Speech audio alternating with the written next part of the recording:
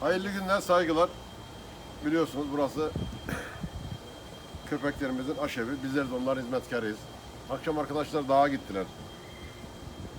Bunları bulmuşlar. Karton kutusunun içinde atmışlar birisi. Bazen öyle oluyor ki sözün bittiği yere geliyoruz. Merhamet etmeyene merhamet edileceğini bilmeyen kadar cahillerim var. Bunları ormana nasıl atıyorsun kardeşim karton kutunun içinde? Defalarca ifade ettik, defalarca anlattık. Ama maalesef uyandıramadık bazı insanları. Bak kızım ben şuraya bakayım, şunu göster. Ya bunlar ne yapar lan dağda? Bunlar ne yer, ne içer? Allah'tan korkun yok mu senin? Yarın mahşer günü bunlar seninle beraber karşılaşacak ya. Senin kabrinin başına gelecek. Diyecek ki Rabbim diyecek bu zavallı insanoğluydu beni dağa taş atan, anamdan babamdan ayıran, benim ölümüme sebep olan diyecek. Ne yapacaksın o zaman? Ne diyeceksin aslanım ondan sonra? Rabbim bana bir fırsat ver de ben bunlara süt mü vereyim diyeceksin. Ne diyeceksin? İnsan olmanın gereğini başamadıktan sonra biz ne olsak olalım, ağa olalım, paşa olalım, bilmem ne olalım, ne yaparsak yapalım. Önce insan olmanın gereğini yapacağız kardeşim ya. Bunlar dağa atılır mı lan? Lan madem dağa atacağını götür belediyeye ver o zaman, de ki ya böyle böyle de. Yani gerçekten üzgünüm.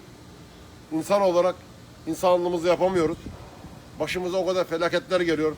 Bereketsizlikler var, hastalıklar var, nursuzluklar var, afetler var.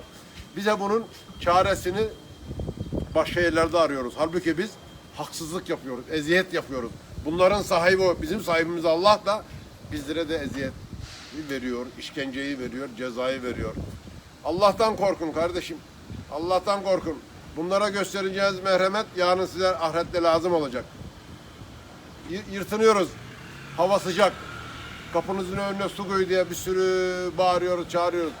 Yok be kardeşim ya. Bu millet gerçek anlamda Allah'tan korkmadıktan sonra, gerçek anlamda Allah'tan kulluk yapmadıktan sonra kurtuluş ve hidayet beklemesin. Şu hale bakın ya. Kedilerin, köpeklerin mahalle aralarında gözleri kan çanağı gibi. Ne olacak ya? Bir sıkıntın varsa, bir şeyin varsa doktora gidiyorsun, şuna gidiyorsun, buna gidiyorsun, çare arıyorsun. Vallahi billahi çare kapına giriyor bazen, fark etmiyorsun. Tekmeyle, tokatla koyuyorsun. O senin kapına gelen bir kedi, bir köpek yavrusu, kedi yavrusu. Belki o hane için bir şifaydı. O dükkan için bir bereketti. O bölge için bir de nurdu, bereketti. Ama maalesef biz insanoğlu olarak bunlarla yaşamımızı birleştiremedik. Bak gel, kızım uyudu bak, hemen göster bak şimdi bak. Aha uyudular bunlar, görüyor musun? Bunlar çocuk. Bunlar çocuk da, bunlar da yani 3 günlük, 5 günlük, 10 günlük çocuklar bunlar. Bunlara işkence yapılmaz, bunlar sokağa atılamaz. En kötü şartlarda bunlara bakmak lazım ki Allah da bizlere baksın, merhamet etsin. Çünkü şu şekilde kurulmuştur sistem. Sen alttakine haksızlık yaparsan, alttakini ezersen Allah senin başına, üst tarafına bir şey sebep verecek. Allah seni de ezecek, seni de yok ettirecek. Allah'tan korkun ya. İnsan olmanın gereğini yapın ya. Bizim öbür mahşerde bunlar karşılayacak. Bizi cehennem ateşinden bunlara ve diğer canlara yaptığımız iyilikler koruyacak. Ne olur önce insan olalım. Önce insan olalım. Allah'a yakışıklı kul olalım. Ne olur merhametli olalım ya. Bu yapacağınız merhamet ve güzellik de kendinize lazım olacak kardeşim. Fazla da kafanızı şişirmeyelim. İnşallah iyi oluruz diyelim. Böyle giderse de iyi olmayacağız ha.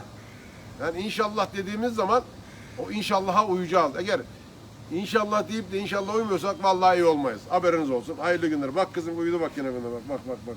Vay şerefsizler. Bunlar var ya. Bak ha. Bunlar sokağa atılır mı ya? Bak şimdi.